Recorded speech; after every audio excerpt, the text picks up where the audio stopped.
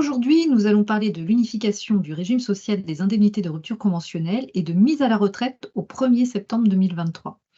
Ce régime a été modifié par la loi du 14 avril 2023 portant réforme des retraites. Comme nous allons parler des indemnités de mise à la retraite, je vous propose d'abord un petit rappel des règles de mise à la retraite par l'employeur. Si le salarié a moins de 67 ans, l'employeur a interdiction de mettre ce salarié à la retraite. Dès lors que ce salarié a 67 ans et qu'il envisage de le mettre à la retraite, c'est donc une procédure facultative. L'employeur l'applique que s'il envisage vraiment la mise à la retraite du salarié. Il n'y a rien d'obligatoire. Donc, l'employeur interroge par écrit le salarié 3 mois avant sa date anniversaire pour savoir s'il accepterait sa mise à la retraite par l'employeur. Le salarié, lui, va disposer d'1 mois pour accepter ou non cette possibilité offerte par son employeur.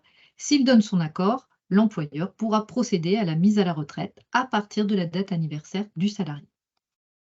En cas de désaccord, l'employeur pourra réitérer sa proposition 3 mois avant le 68e et 69e anniversaire du salarié.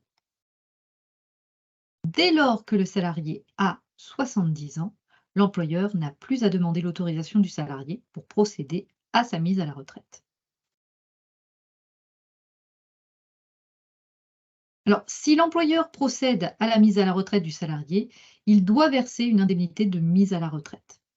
Au niveau fiscal, cette indemnité est exonérée dans la limite soit de l'indemnité légale ou conventionnelle.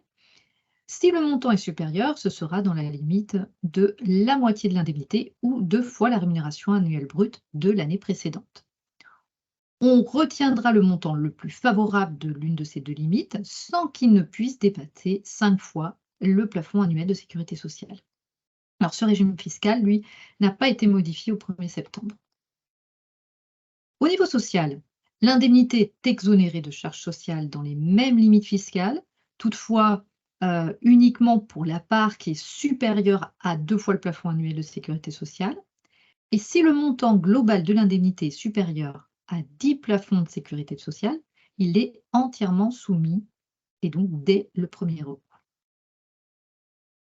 L'indemnité est exonérée de CSG-CRDS qu'à hauteur de l'indemnité légale ou conventionnelle et que pour sa part également exonérée de cotisations sociales, soit dans la limite de 2 plafonds de sécurité sociale.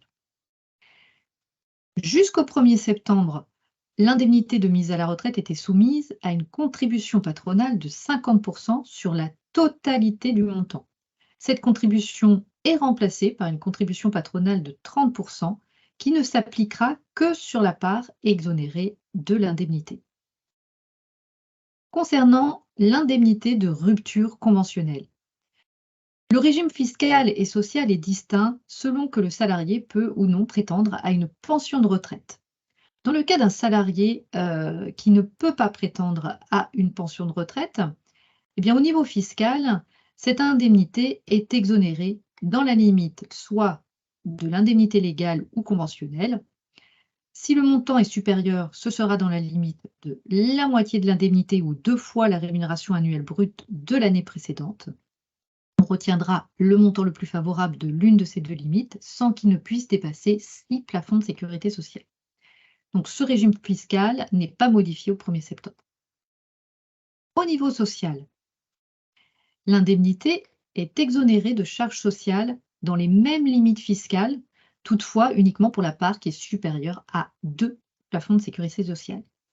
Si le montant global de l'indemnité est supérieur à 10 plafonds de sécurité sociale, eh bien elle sera soumise dès le 1er euro.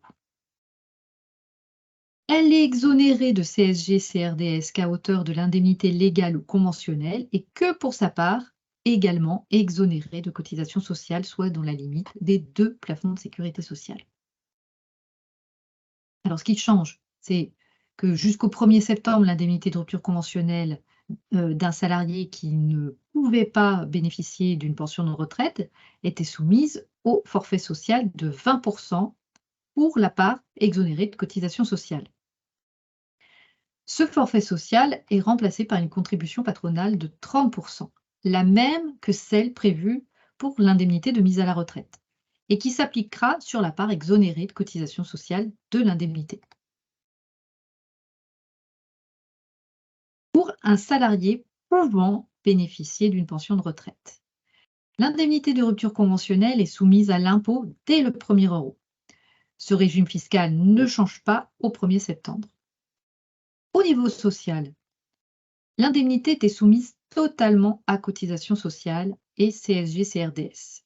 À compter du 1er septembre, c'est le même régime social que celui applicable aux salariés ne pouvant pas prétendre à une pension de retraite qui s'appliquera à celui qui peut y prétendre.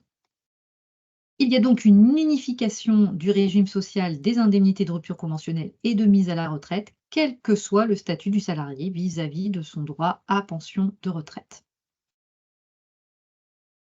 Je vous ai fait un petit tableau récapitulatif au 1er septembre des différents régimes qui s'appliquent.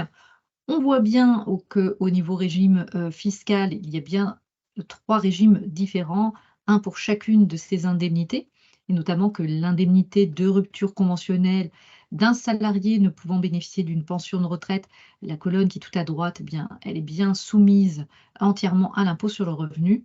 Et sur les 3 dernières lignes du bas du tableau, eh bien, le régime social est commun à ces 3 indemnités.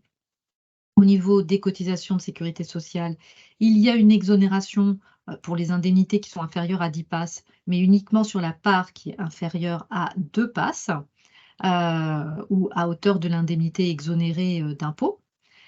Et si elle est supérieure à 10 PASS, elle est soumise au 1er euro. La CSG-CRDS est exonérée dans la limite du plus petit des montants, soit l'indemnité légale ou conventionnelle, soit l'indemnité exonérée de cotisation de sécurité sociale. Et enfin, ces 3 indemnités sont désormais soumises à une contribution patronale de 30%, mais uniquement sur la part qui est exonérée de cotisation de sécurité sociale.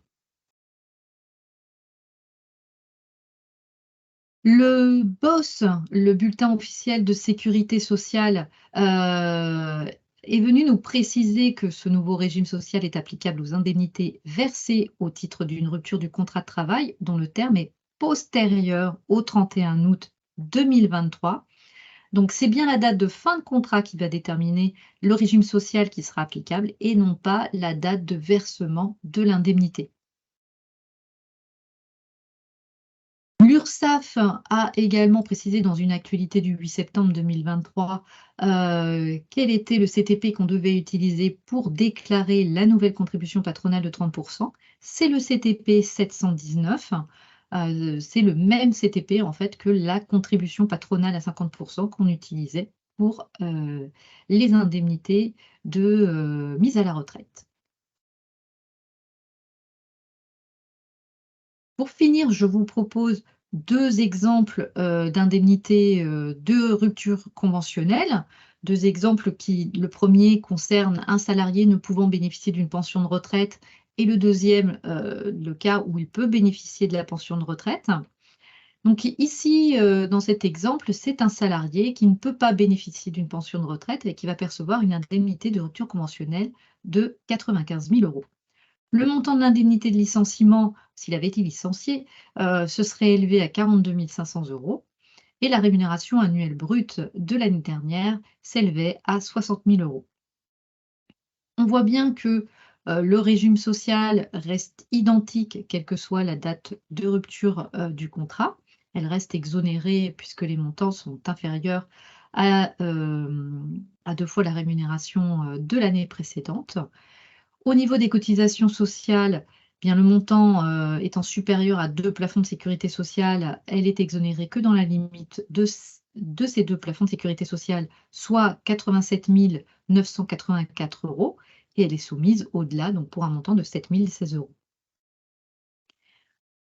Au niveau de la CSG, l'indemnité ne sera exonérée que dans la limite de celle de l'indemnité de licenciement, donc 42 500 €. Il y aura 52 500 € qui seront soumis. Et pour une rupture qui serait intervenue avant le 1er septembre, eh bien, il y aurait eu le forfait social de 20%, Mais là, ça va être remplacé, si la rupture intervient après le 1er septembre, par la contribution patronale de 30% sur la part exonérée de cotisation de sécurité sociale, soit 87 984 €. Voilà, on a surtout, en fait, ce changement, pour ces salariés ne pouvant bénéficier d'une pension de retraite, du forfait social à la contribution patronale de 30%, donc 10 points supplémentaires. Le deuxième exemple, pour les salariés pouvant bénéficier d'une pension de retraite, il reçoit la même indemnité de 95 000 €. S'il avait été licencié, il aurait perçu 42 500 € et sa rémunération de l'année précédente s'élève à 60 000 €. Donc là, la différence avec l'exemple précédent, on le voit au niveau du régime fiscal puisque l'indemnité reste, elle, soumise à l'impôt dès le premier euro. Par contre, au niveau des cotisations sociales, de la CSG-CRDS, eh bien cette indemnité aurait été entièrement soumise et il n'y aurait pas eu de forfait social si la rupture avait eu lieu avant le 1er septembre. Si la rupture a lieu après le 1er septembre, eh bien on voit que c'est le même régime, social, que, pour un salarié ne pouvant pas bénéficier d'une pension de retraite qui va s'appliquer, puisqu'il y aura une exonération des cotisations sociales à hauteur de 2 plafonds de sécurité sociale, soit 87 984 €, une exonération de la CSG-CRDS dans la limite du montant de l'indemnité de licenciement, soit 42 500 € et bien sûr cette, contribution patronale de 30% pour le montant, exonéré de cotisation de sécurité sociale, soit 87 984 €. Voilà, j'espère que ces explications, vous ont permis d'y voir un petit peu plus clair sur ce nouveau régime social et je vous souhaite une très